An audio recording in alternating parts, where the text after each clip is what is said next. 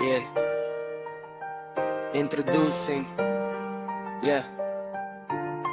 G Musical. Yeah.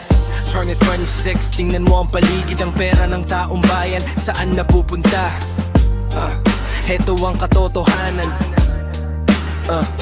Kampanya panahon, puno ng pangako, pagbabago kaunlaran, lahat ay aahon. Pero pag upo sa pwesto, biglang nagbago ang tono, ang isip ay nasa bulsa, hindi sa serbisyo. Bilyon-bilyong piso para sa baha at kalsada, proyekto'y overpriced, kalidad ay wala, tinawag na multibilyong multo ang pando. Habang sa ulan tayo'y lulubog ulit dito, mansyon sa ibang bansa, sasakyan ay mamahalin, samantalang ang bigas presyo'y laging tumataas. Din ang buwis na binayad mo, pawis at dugo ang kapalit sa kanilang bulsa lang, parang regalong walang hangganan. G Musical. Sa ng bayan, bakit laging nauubos sa kamay ng mga buhay at tila walang katapos? Corruption ang ugat ng ating paghihirap, nakatingin lang sila habang tayo'y lumulubog. Tax ng ina mo, bantayan mo, wag hayang lustayin ang mga trapo ninyo.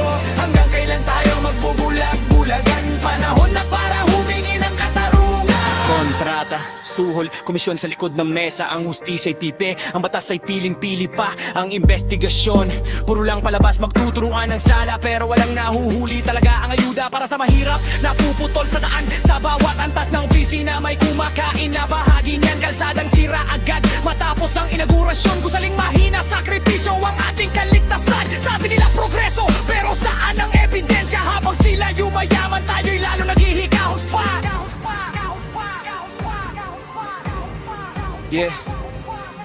Hindi ito politika, ito ay katotohanan ng kaban ng bayan ay para sa kinabukasan, hindi para palamutian ng kanilang kayamanan. Ng kapangyarihan ay utang sa tarumbayan, kaya't manatiling gising, huwag magpabulag. Ang pagbabago ay magsisimula sa atin mismo. Tandaan mo, ang bawat pisong ninakaw ay pagkain, gamot at pag-asa na nawala sa ating mga kamay. Ang solusyon, bantayan ang bayan, bantayan ang bayan,